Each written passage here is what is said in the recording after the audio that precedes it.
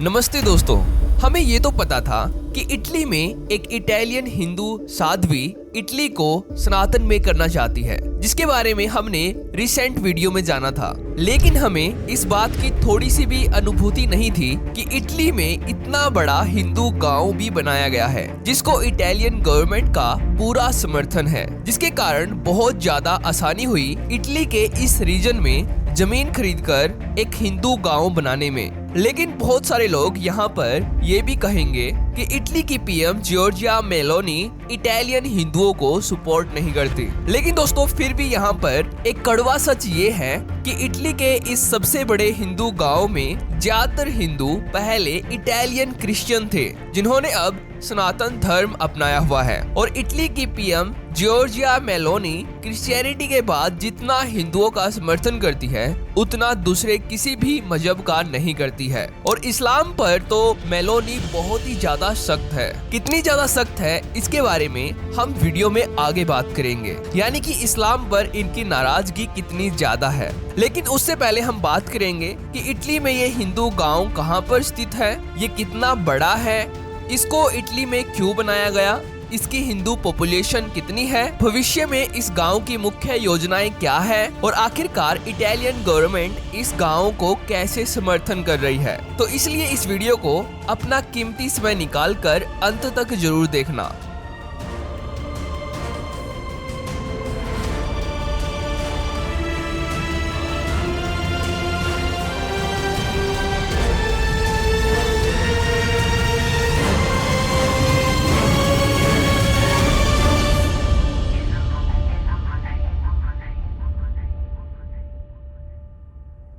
तो दोस्तों, ये हिंदू गांव इटली की मिलान सिटी से लगभग 54 किलोमीटर की दूरी पर स्थित है। और इटली के इस हिंदू गांव का इटालियन नाम है विलाजियो हरे कृष्णा, यानी कि हरे कृष्णा विलेज इटली। और यहाँ पर एक इंटरेस्टिंग बात ये है कि इटली के इस हरे कृष्णा गांव को हम गूगल अर्थ पर 3D में भी देख सकते हैं, बहुत ही अच्छे तरीके से, जो कुछ ऐसा दिखता है।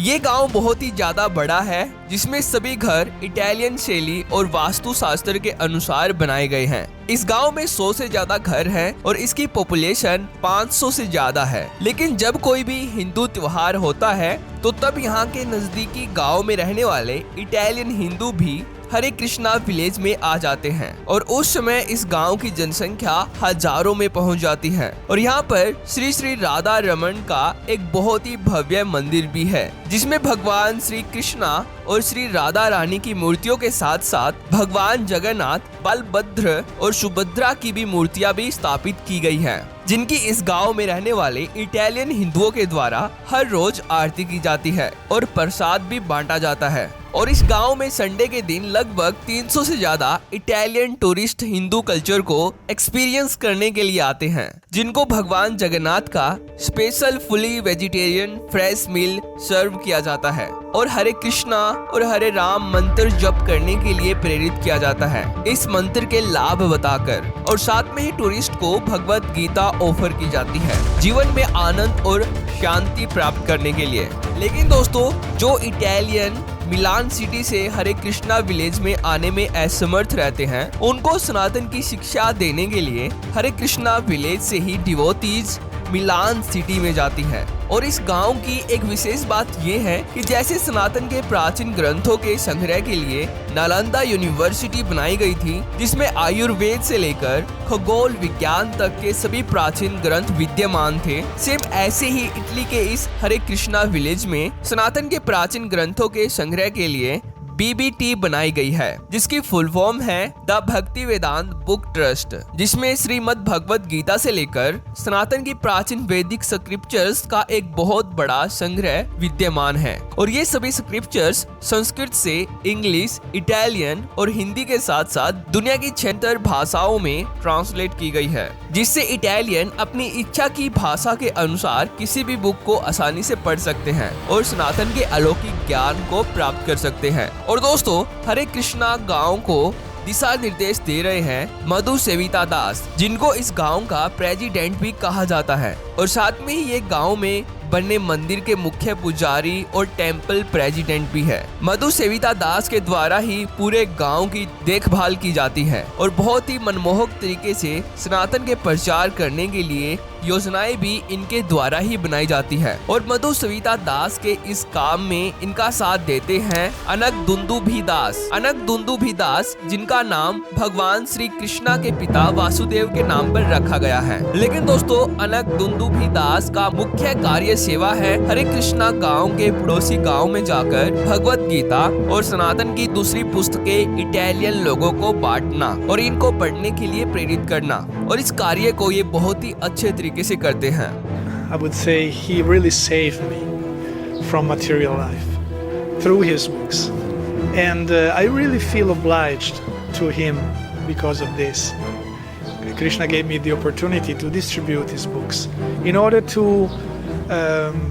because he really liked, he said very often, if you really want to please me, distribute my books. So I tried to reciprocate to the great favor he did to me.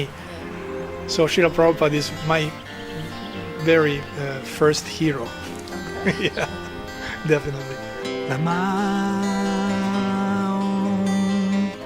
परंतु यहाँ पर अब प्रश्न ये आता है कि Italy में इस गांव को किसने और क्यों बनाया। तो दोस्तों, इटली में इस गांव को बनाया गया है international society for Krishna consciousness के द्वारा, यानी कि इस्कॉन के द्वारा इटालियन गवर्नमेंट से परमिशन लेकर और इसके लिए लीगल जमीन खरीदकर इस गांव को इस्टेब्लिश किया गया है, जो पिछले कई दशकों से इटली में सनातन का प्रचार कर रही है, जिसके फल स्वरूप इटली में हिंदुओं की जनसंख्या बहुत ही तीव्रता के साथ बढ़ी है। और इस्कॉन इस गांव को भविष्य में और ज्यादा बड़ा करना चाहती है, गांव की आसपास की जमीन को खरीदकर, जिसके लिए ये अभी से तैयारियां कर रहे हैं। और इटली में इस्कॉन ही सबसे बड़ी सनातन का प्रचार करने वाली हिंदू ऑर्गेनाइजेशन है। लेकिन दोस्तों, केवल इतना ही नहीं, इस्कॉन को इटली में स्मूथली रन करने के लिए इटालियन गवर्नमेंट का कितना ज्यादा समर्थन प्राप्त है, इसका अंदाजा अब आप यहाँ से आसानी से लगा सकते हैं। पर पीएम मेलोनी का इस्लाम पर कुछ ऐसा कहना है।